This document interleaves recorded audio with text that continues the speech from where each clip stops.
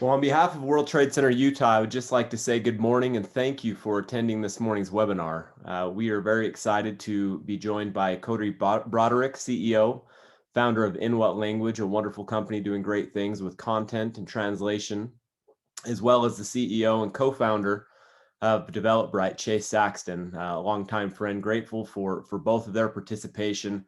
And grateful for the topic. Very timely in the 21st century for us to be talking about website design and development, as well as translation and localization, especially on a global scale where buyers, investors, and partners are more apt to meet you through your website in advance of an in-person meeting. And so my name is Aaron Starks. I'm Vice President of the World Trade Center here in Utah. We are an organization that exists to connect local companies to global opportunities through our networks, programs, and services, making this entire effort possible. We have a wonderful board and partners here in the community, and we are grateful for them as well. About 8 months ago, as an organization, we decided that we needed to formalize and enhance our service offerings so that we might be more useful and effective to the communities that we serve.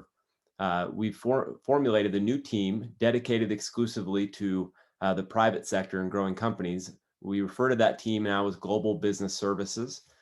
It's now my pleasure to just walk you through a few slides and then tee up the conversation for Chase, who will then walk us through website design, enhancement, digital marketing, and following Chase's remarks, he will hand the time over to Cody.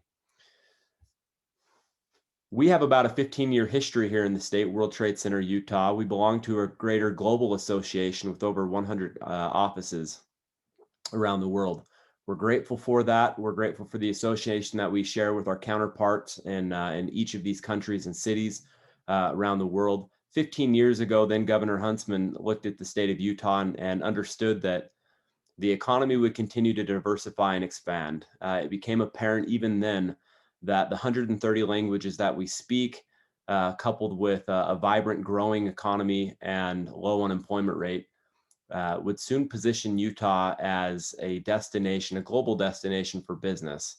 That has become true over the years.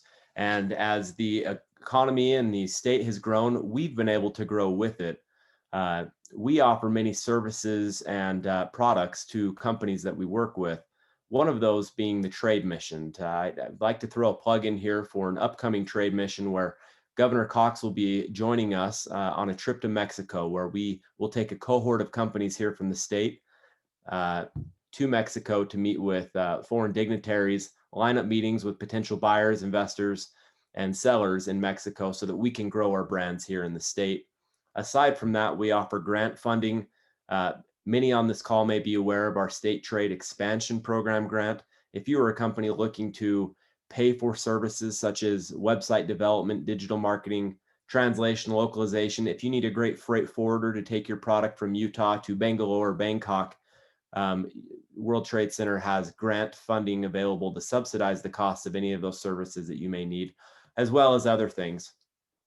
Just to be brief, we are excited at the formulation of our services.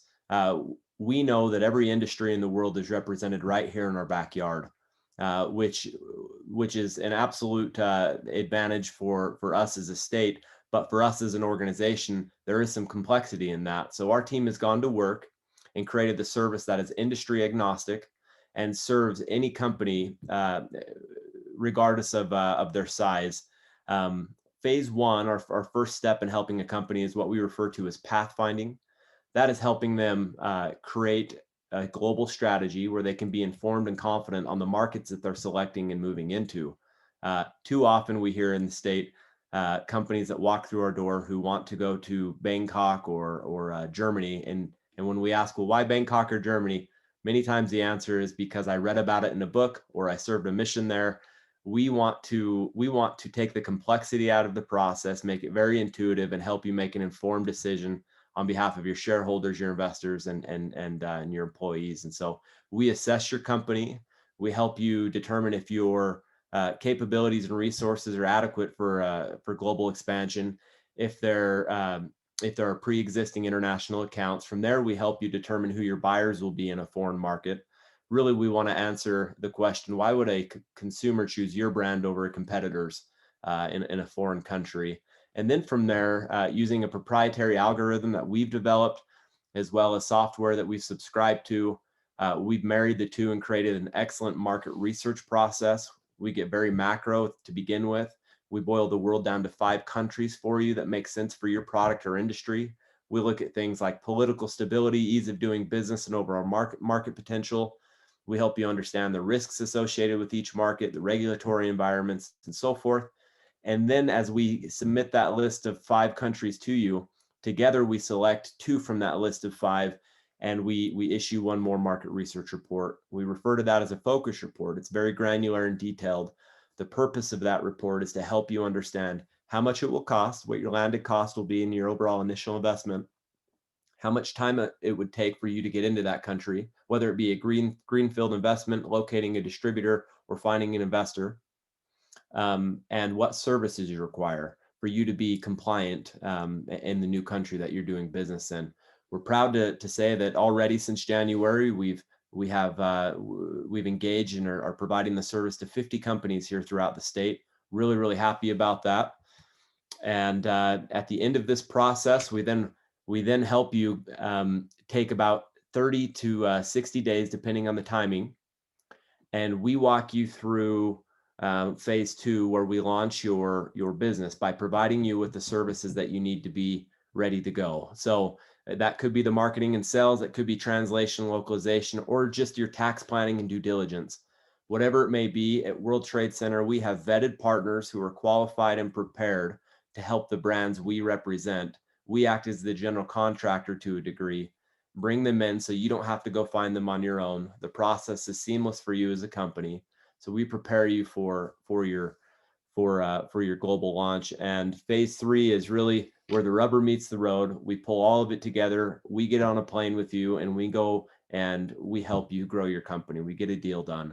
That could be in the form of a trade mission, as I alluded to earlier, with our opportunity to go to Mexico this year, a trade show for you to go market your product to the masses abroad, or it could be just a personalized business trip where we set the itinerary, we line up the meetings, and we help you be successful. So with the formulation of all these services, we're grateful to our partners who make this possible. The commercial services, inWhatLanguage, Megamatic, as well as Develop Bright and many others. And so with that being said, I would like to now turn the time over to Chase Saxton, who will bring us up to speed on some of the great work that he's doing, Chase, to help Utah brands grow their global business. Thanks, Chase.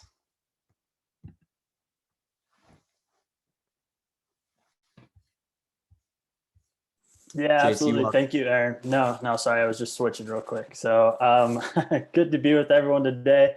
Appreciate you taking the time to kind of come and learn a little bit more about what we're doing to help Utah businesses and really make sure that you're not just Utah focused, but you're having that focus across the globe. Aaron kind of already mentioned, but I am the co-founder of Develop Bright. Actually, most of it's ran by my business partner who's on the line right now, Rawson, as well. We were founded in 2014 from a $500 grant from Weber State, Utah, from Weber State University, excuse me.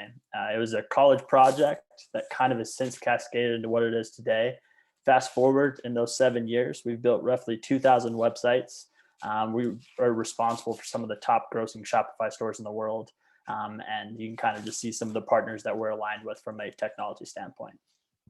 So jumping into it though, some of the hopeful takeaways that I hope you can understand from today that I just kind of want to talk about high level is anytime we talk about digital marketing or websites, it's a very broad conversation to have. And so these are some of the key takeaways that I hope that you bring with you today. Number one, it's important to have a purpose or conversion. And what I mean by that, so often we get customers who come to us who don't really have a purpose for doing something that they do on their website. They might just say it looks nice or it's how they've seen other people do it. But that doesn't always necessarily translate into something that's being effective for your brand. And so it's important to understand that a conversion doesn't have to be a purchase, but you should always make sure that you have a purpose with anything that you're doing, whether it's a form fill, whether it's someone to call you to learn more about your business. Maybe it's them to download like a free e-webinar or a free e-white paper or something of the sort. But that's the first thing to think of anytime we talk about websites or digital marketing. Secondly, don't boil the ocean. I can't tell you how many times people come to us and they say, hey, we want you to build us Amazon. And obviously there's a lot that goes into a lot of these really big websites. They have full-blown dev teams. And it's important that when we talk about digital marketing and really websites in general, that we approach it from a crawl, walk, run perspective. Take it step by step. It's a slow process, right? It's more of a marathon than a sprint. So remember, don't boil the ocean.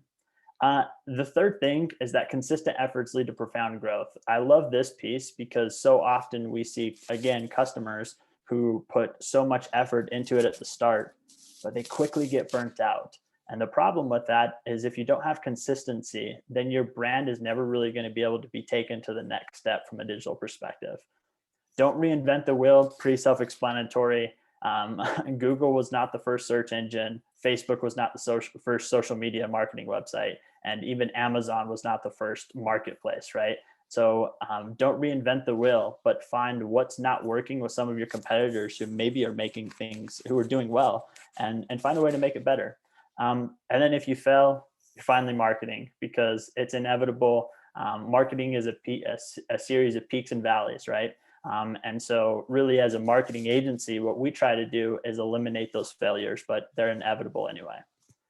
So jumping into it, just being online isn't enough. Really, when we talk about people and their vision from a website perspective, they always say, it's fine, I have a website, but it's so much more than that. So it's important that you're optimizing your website to be mobile friendly from a view perspective. Obviously, most of our customers have about 70% of their traffic that's coming from mobile phones. So it's important that it's optimized for mobile viewing. Secondly, it's important that once you actually showcase your brand and you get them interested, that you're following up. And that's where that digital engagement piece comes into play. How can you actually make sure that you're continuing to stay top of mind and breadcrumb them to that conversion that we talked about? And then last, of course, testing and scaling. So as things start to work out, how can you make sure that you're scaling that properly and always pivoting to new tests, because characteristics and people change. So your brand should be changing too. I would also like to just call out some of the common hurdles and mistakes, because it's inevitable, again, as I mentioned, that you're going to experience some level of failure, and that's totally fine. So some of the things that we see most often with customers is we see a slow website. And the reason, I'll tell you the main reason why that is because they haven't actually compressed any of their content. So again, as you're going out and building your own website, you're leveraging an agency, make sure that speed is always a priority. I would always say speed over design, because at the end of the day, if you have a website that loads slow for your customers, they're going to get frustrated and they're going to bounce pretty quick. Secondly, insufficient budget. At the end of the day, when we talk about digital marketing and when we talk about websites in general, it's important that you put a sufficient amount behind it to actually make it work. We already talked about no consistency. Unrealistic expectations is a really important one. Sometimes when we go in with this approach and we see these beautiful case studies, and we've been a part of those brands that have absolutely crushed it, right? From 0 to 8 figures in yearly revenue, pretty quick, right? But the issue is there has to be a realistic expectation of when that can actually be obtained the right way. And so it's easy to spend $1 million in ads and get 1.1 million in gross revenue, right? And so when you talk about making sure that your margins are staying impactful, which is some of the stuff that World Trade Center is going to help with, and when you talk about making sure that you're setting expectations from a timing perspective, it's really important that you stick to those and again, be patient and keep pushing that consistency.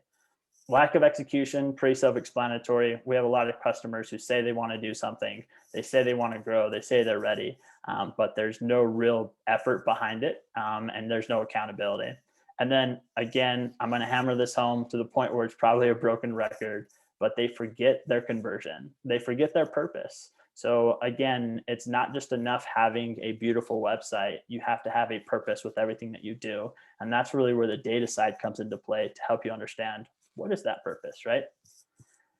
So this is just a lot to throw at you, but this is a little bit more organized to tell you how our typical process how we typically do our process for most customers, right? So first comes the intent, they're ready to grow. First thing that we do is build out a website, because before you build any sort of ads, it's important that you have a solid website that's actually going to collect all of that information, right? And put a good foot forward for your brand. And then from there, we move into the social and rapport piece. So this is a really big part that a lot of customers miss as well. It's really important to understand that most consumers today are probably going to your social media pages and seeing whether or not you're an existing company. What are your reviews? They're looking across the internet to see what information is out there about your company before they potentially use your services or buy your product. And so building that social and rapport is really the first step after we've optimized the website. And then from there, we talk about first party data focus. So for those who don't know, first party data is basically data that you own as a brand. So when you talk about these marketplaces like Amazon, or even you talk about these third party ad platforms like YouTube, you don't actually own that data. And so it's always important that when you talk about a growth plan from a digital marketing perspective, that you're pushing first party as a focus, because at the end of the day, data is so pure and it's absolutely invaluable, right? And so a big piece of that is making sure that you have your first party data in line. Because when you talk about growth plans, when you talk about potential pivot opportunities, whether that's through merger and acquisitions, where you talk about acquiring new companies, this is one of the first things that any investor or anyone buying your company will want to know. How is your first party data? And then from there, we actually launch into ads, making sure that we're finding the proper channel based on whether it's intent, which is more of a Google search feature, or is it more characteristics, which is what we call a disruptive form of advertising like Facebook or Instagram, meaning people go to Google and they know exactly what they're looking for. Facebook, they could just be scrolling and they could see an ad that they like. And so that's where we help decide, hey, is this a more disruptive form of a product or service, or is this intent-based? And that's where we kind of delineate which to launch ads on first. And then I mentioned the marketing automation piece. It's important to have that follow-up, right? And then between email and SMS, a lot of people say email is dead. Really, the truth is, though, it's the only way to scale a brand. And then, of course, you rinse and repeat, and everyone's happy from there. Really just kind of talking about high level, the right website, right? We want a high resolution, purpose-driven content. So don't be using iPhone photos. I guess maybe the new iPhone 12, it's a pretty good camera, but make sure that your content that you're using is actually high resolution, because to go back to my original point, anytime that we build a website or anytime we encourage a customer to build a website on their own, we always make sure that we're compressing that content to make sure that the website is super quick.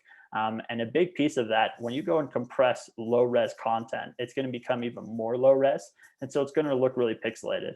And again, it goes to that purpose-driven content, which I know Cody's going to talk about a little bit as well. We talked about proper e-commerce functions, like, again, the ability to be able to obviously buy and sell on your website is super pivotal, especially if you have a product. But I also want to make a quick call out. People think e-commerce and they think that's only for products, and that's inaccurate. E-commerce is any sort of sell through a website. So another piece of that, if you're a service-based business, might be actually having a scheduler where someone can book directly online and put in their credit card info. That's still an e-commerce website, right? It's not a traditional e-commerce, but I say that because always keep in mind that there's always a way for you to take that payment beforehand, which shows a commit from your customer. Obviously, the analytics and tracking tags, we talked about data and the importance of dissecting it every step of the way and using it to make decisions for the future.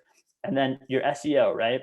So this is a big miss for a lot of customers. A lot of customers don't necessarily understand what SEO is, how it works, and how it can be leveraged.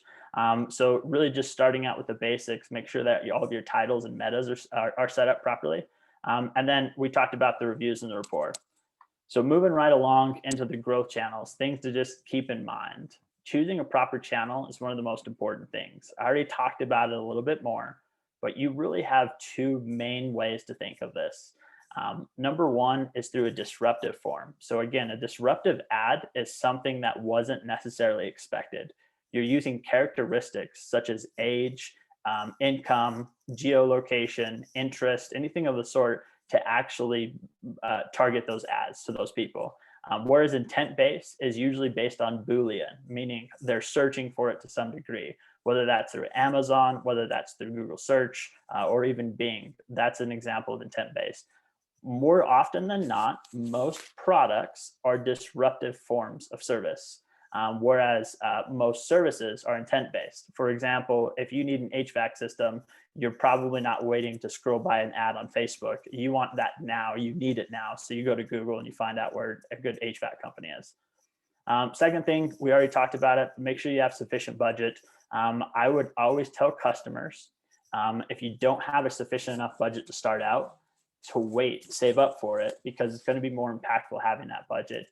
You want to budget anywhere from 3 to 4 months as a test. And I would say a minimum of $1,000 of ad spend per channel in order for it to be an effective test.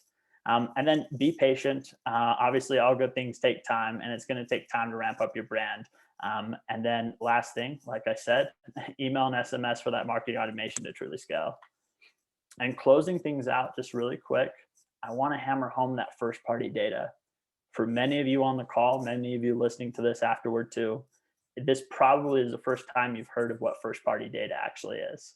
So you own it. These marketplaces are great, and use them to leverage your brand and create brand awareness, sell products. So we put a lot of customers on Amazon, and we always encourage them to make sure though that they're using it for brand awareness. So sell products really quick, use it for brand awareness. So people start going to your own website to make those same purchases. And then you start to own their data, and you can upsell them when you see fit. You can make sure that you understand who is your customer versus someone else, right? Which would be a third-party data source. An easy way that we do this is we leverage contests, surveys, and polls to basically build that up. So again, if you want to run contests, we do that quite often for customers where it's, hey, watch this video or fill out this survey and we'll give you an extra 5 entries, or purchase this product and you get an extra 10 entries. Those are really good ways to incentivize customers to kind of enhance your first party data. And this is honestly what will separate you from the next level. And meaning, as you continue to grow, as you look for opportunities to jump into new industries, to add on new products, first party data is perfect to be able to go through and upsell your existing customers. So I'll wrap that up and turn it over to Cody. I know that they're going to send this slide out afterward, but if you have any questions, anything of the sort, I know I ran through a lot of it pretty quick. This is the way to get a hold of me. So appreciate it. Cody, it's all yours. Great. Hey, Chase, thank you so much. You nailed that. That was fantastic. Definitely valuable. And first, just like to start by apologizing in advance if you hear either of my 2 Labradoodles bark. Amazon delivers regularly, and you might hear them, so I apologize. We're back in the office Monday, Wednesday, Friday, but Tuesday, Thursdays are at home, so we're blended. We'd first like to thank the World Trade Center for putting this together. Thanks, Chase, and everyone at DevelopBright for your time, and just grateful for the opportunity. A quick plug as well for the World Trade Center.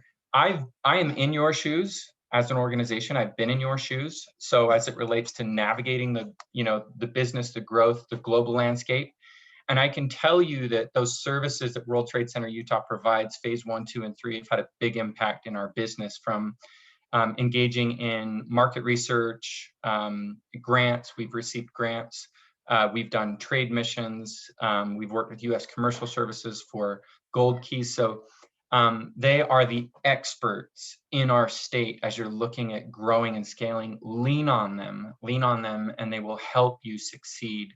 They'll help you navigate to places that you don't know where to go, or you're not familiar with, or make recommendations. So I've been in your shoes. I am in your shoes. Super grateful for them in our state to help that way. So let me go ahead and here we go.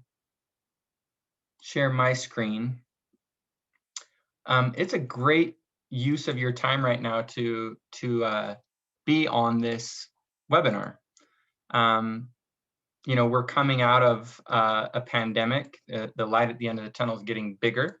And it's a great opportunity now to be looking at your digital footprint, to consider how you can actually improve that marketing engine, what's that marketing engine doing?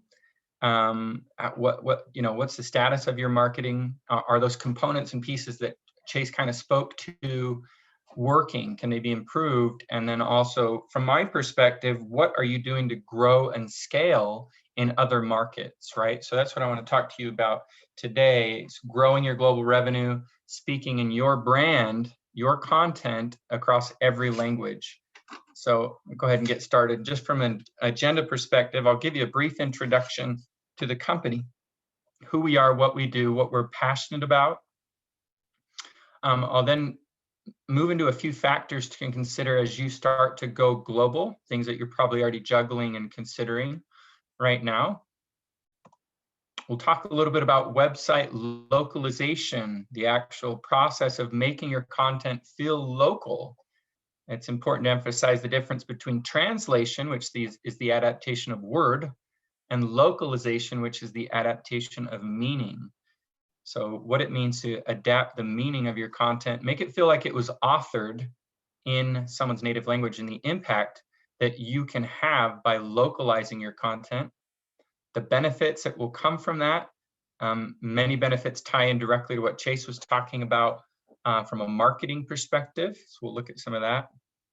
We'll look at what we do in the space as an enterprise language service provider. We work with small, medium, and enterprise organizations on a number of different types of services and solutions, all customized, and we wrap technology around it so it makes sense to drive value, cost, turnaround times, efficiencies, and automation with AI.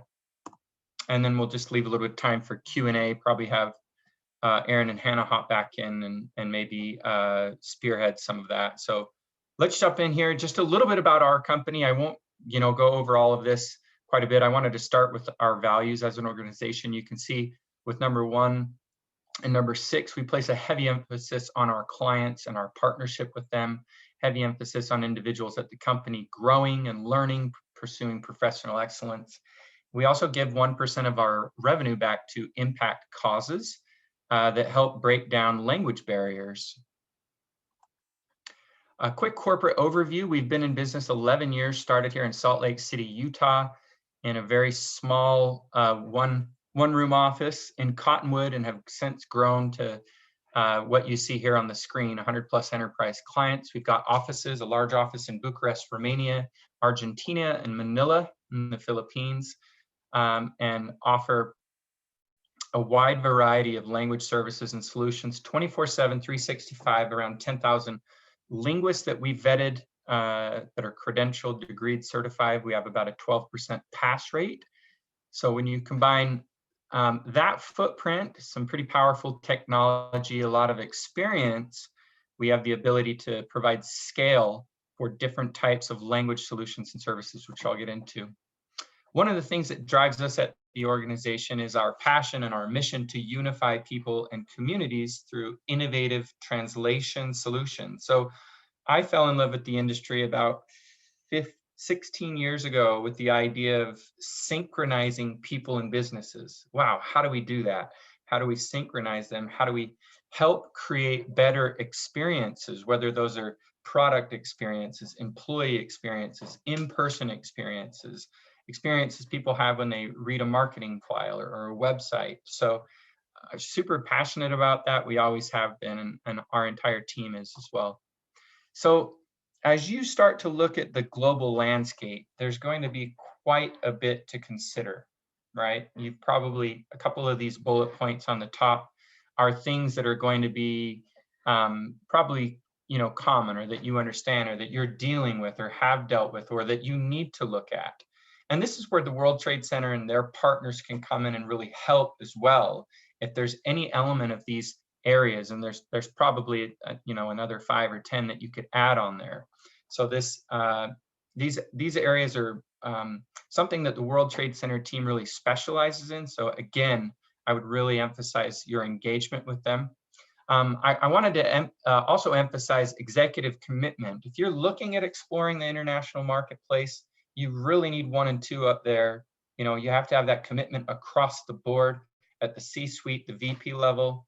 Make sure that you know where you're going, what you're doing. You've done the research, you've got a plan, And when you start to do that, these other elements of tax, currency, operations, team and culture, regulation, shipping, packaging, all of those things you'll start to, navigate those things. But big opportunities in so many markets for you to explore. We're going to take a look at that. But more specifically, we're going to take a look at what that means as you start to put your brand and your messaging out there. If you're translating, you're considering it, you're localizing, and you're creating language experiences, what that does for your brand, okay? Sometimes translation and localization is an afterthought, but the reality of it is translation strategy is growth strategy. Because every time you want to think about creating an experience, whether it's an experience with your product, and it's experience on your website, it's experience with a technical manual or a phone call, or you're translating an email response, or you want to translate your social media, you are creating an experience for people in foreign markets with your brand. So it is absolutely critical that you think about that experience, what that means and what that can do. So today we're going to talk about one of the biggest elements of creating experience with the digital footprint, which is your website. So why translate your website? So let's look at a little bit of data right here, okay? Right now, everyone knows we've got roughly, 7.8 billion people or so in the world. We have 4.66 active on the internet right now. And English is representing only a quarter of that, 25.9% of all internet users. And you can see these next two stats. There's one on the left and then the one on the bottom, but 56% say the ability to obtain information in the native language is more important than price. Really want to emphasize that. Sometimes we engage with companies and they say, you know what, they speak English in Germany, don't they? Well, that's fine. I'm going to offer a really competitive price. That does not mean that they're going to engage with you. As you can see on the left, 75%, given the choice between similar products, 75% of respondents will choose the one with information in their language. You are 5 to 6 times more likely to have someone engage with your company and your content if it's localized in their native language, if it's adapted. So if you're looking to grow, if you're looking to create more customer base, if you're looking to add more fuel to that type of engine that Chase can create for you, the multilingual component is critical, and that's what we help with. So just another item to consider here, right in the middle. Global marketers need 14 languages to reach 90% of the world's online audiences. So you can see all of those languages right there. That accounts for more than 95% of our revenue. Some very core languages: Spanish, Chinese, French, Italian, German. And as you consider markets to go out, that market research, that international plan, normally our customers will test 1 to 2, 3 markets. Large enterprises, we see them rolling out 5 to 10 markets at a time if they've got budget. Again, that's commitment. Kind of going back to your approach with marketing that Chase was touching on, you have to have commitment in order to push to these markets, start to engage them and grow. But you can see, based on the last slide and this slide, there's a lot of opportunity in about 14 languages. And as Hannah mentioned at the beginning, these slides will go out after the webinar, so happy to share this. As I mentioned before, translation strategy truly is growth strategy. You are creating experiences with your products, with your services, with everything that you're doing as you engage global markets. So I wanted to share this right here. 40% of brands have no localization strategy in place. They simply translate, not thinking about the effect that it has on people. I think we're all familiar with the local company Qualtrics, right, and what they've done, and now with some really exciting news the last 2 years, but they focus on XM, which is experience management. Well, guess what's in front of all of experience management? It's language, it's words, it's human interaction. So focusing on that customer experience, that brand consistency, and reuse of content is really critical. Those are big drivers behind why brands localize what their content. Just wanted to share that with you. few benefits of website localization, and some of these mature over time. This will relate quite a bit to Chase's world in marketing, but a lower bounce rate. You're going to get greater SEO exposure, especially working with a firm that understands how to optimize your content for international markets. Higher conversion. Again, that's critical how that foundation is set up. We work closely with firms like Chase's firm and other marketing firms to ensure the content is set up and the conversions are that way. Higher brand recognition. Better experiences in native languages other than English. Also, that brand recognition, to kind of go back, the last thing you want to do is have Google Translate on your website. Google will translate content, it will not culturally adapt it. So if you were to say something like, you know, you are the apple of my eye, Google is going to translate it like, I'm going to put an apple in your eye, not he or she is the woman I hold dear to my woman or man I hold dear to my heart, right? The person I hold dear to my heart. It's really critical for your brand that you do it right, that it's adapted by native speakers that have subject matter expertise. So when you do it right, you're going to have brand recognition, which will create better experiences for those global audiences. That revenue, of course, as you begin to feed the machine, feed it, it can continue to grow, have repeat customers, growth. Hopefully, if you're doing it right, and you're very focused on customer experience with what you're doing, then your customers become your sales engine. Higher margins, you can absolutely optimize what you're doing in global markets to experience higher margins. Depends on what you're doing in the US and what you're doing in global markets, but we've seen a number of clients experience higher margins as they look into foreign markets. And then, of course, returning customers, as I mentioned.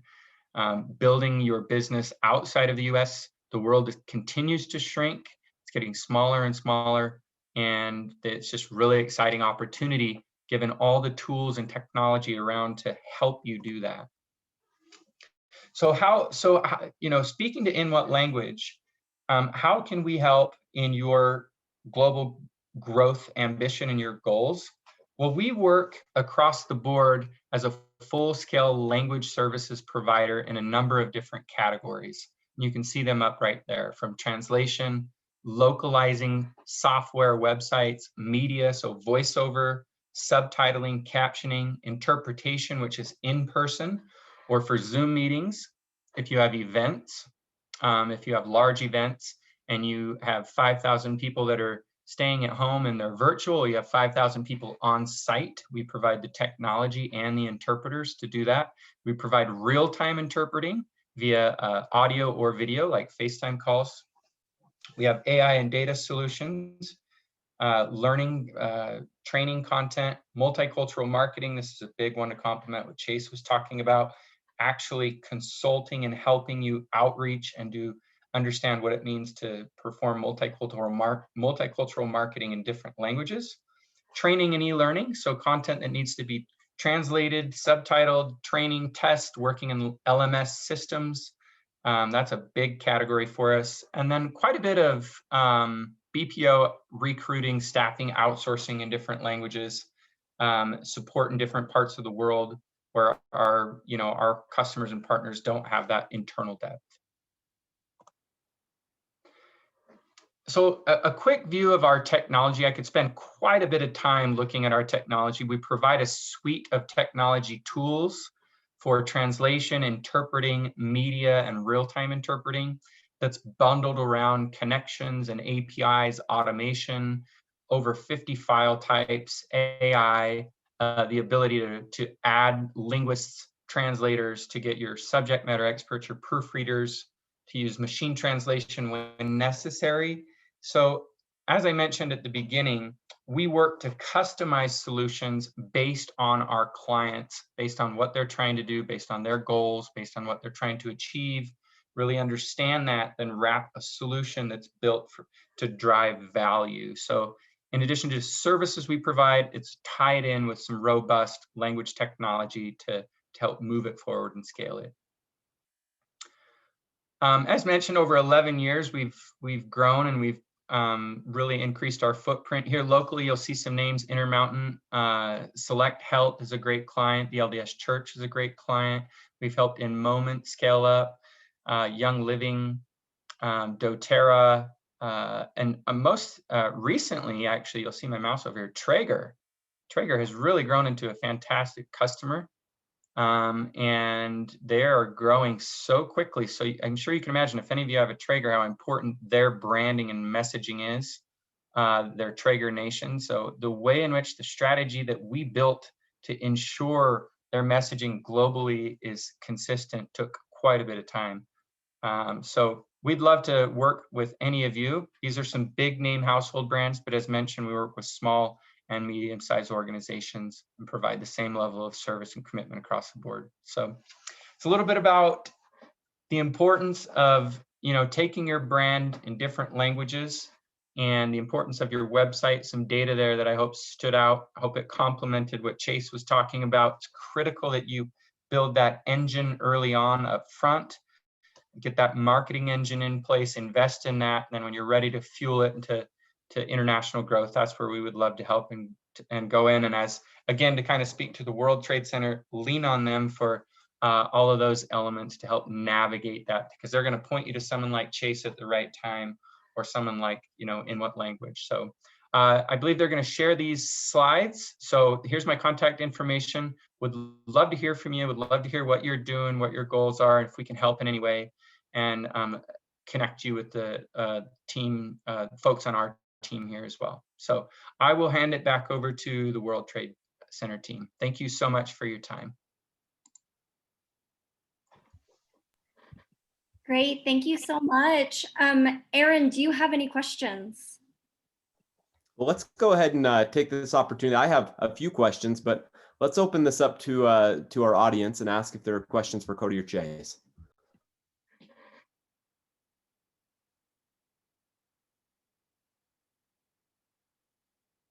Don't be shy.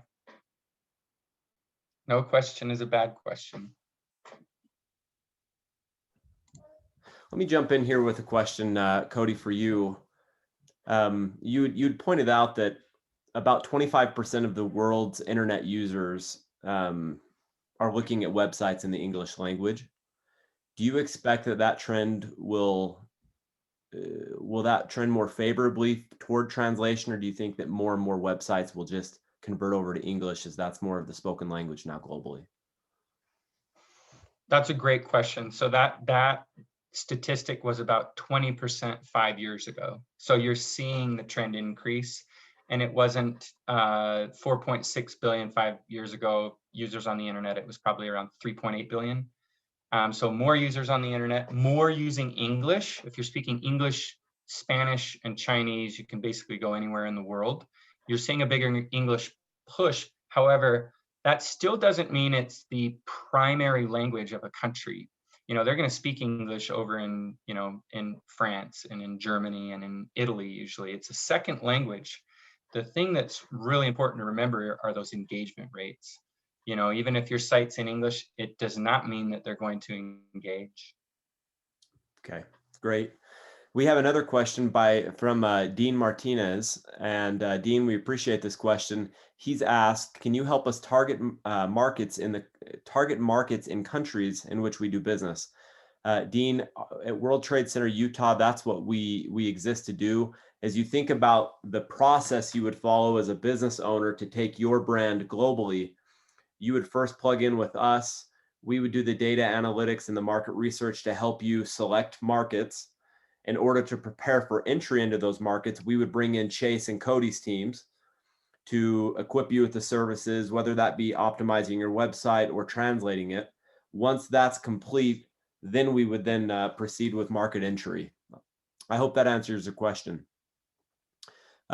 Really appreciate the great work, Cody, that you and your team are doing. It's impressive. You're working with brands like Disney and Traeger. Traeger is, I think, a sneaky company that many aren't aware of here in the state. And if we are aware of the great, most of us know of the great products they produce. Most of us don't know, however, how big they've become. And it's really impressive. And Chase, You and Rawson have done great work. Appreciate Rawson being on this call. I didn't see him earlier. Rawson, thank you. And as Dean has just said, yes, Traeger is at Costco, so that means they are big. And absolutely, once you're in Costco, you're official, as it were. So, Chase, any other thoughts? No, I appreciate everyone joining today. I mean, as Cody kind of mentioned, I think it's important to kind of have that strategic vision anytime you actually go with the go-to-market when you go international. And to Dean's point, the way to get into Costco is to start first with the vision, execute said vision, and then that slow and consistent effort from a digital side will labor some big fruit. So. Thank you. And thank you to our partners at St. George Chamber, South Valley Chamber, Cache Valley Chamber, and to our sponsor for today's webinar, Julianne Carmels. For those of you who have not had a Julianne Carmel or product, I highly recommend it. They're delicious. They're a local company doing great things. You'll find them in Harmon's and Smith's here around the state and the Intermountain West. They've graciously offered a discount to those who have participated on today's call. I think it's a 30% discount. And so please refer back to the email you received for this for the discount code so you can go and purchase product. As I'm wrapping up, I do see that there is one more comment here, potentially from Terrence. Are there state actors, i.e. countries, that stand in the way of website access? Perhaps China or Russia, for example, and what can companies do in concert with service providers like the ones on this webinar to get around this? So Terrence, I'm not sure that I'm understanding. What I do understand from that question is maybe two questions. One, are there countries that are harder to do business in, especially with your digital offerings? And help me understand the second part of that. But Chase and Cody, would you speak to your experiences working with China, Russia, or countries with similar dynamics? Yeah, absolutely. I mean, the short answer is that there are absolute rules you have to follow, especially from a hosting and protocol standpoint.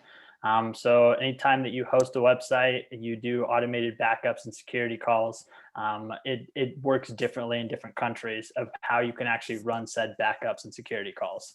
And specifically when you talk mainland China, it has to be hosted on a server over there. Whereas most of the websites we host today will be on a general North American server through AWS or through a European server, again, through AWS as well. You have to actually use a dedicated on-prem server in China for any China-facing website. But it is something we've helped customers with. There are workarounds, as there are with all things. But yeah, it absolutely is something to be aware of. Okay. Yeah, I would just echo that. I think that we take it on a case-by-case, sort of country-by-country basis.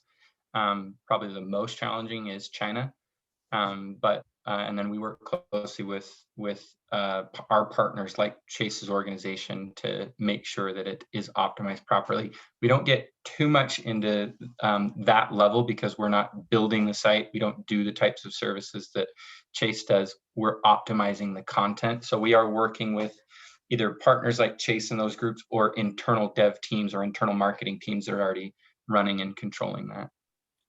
And just one other thing to add to that, to Cody's point, typically anytime a customer wants to go to mainland China, we encourage them to utilize what we call a multi-site environment, which your consumer doesn't understand as multiple websites, but it actually is on the back end.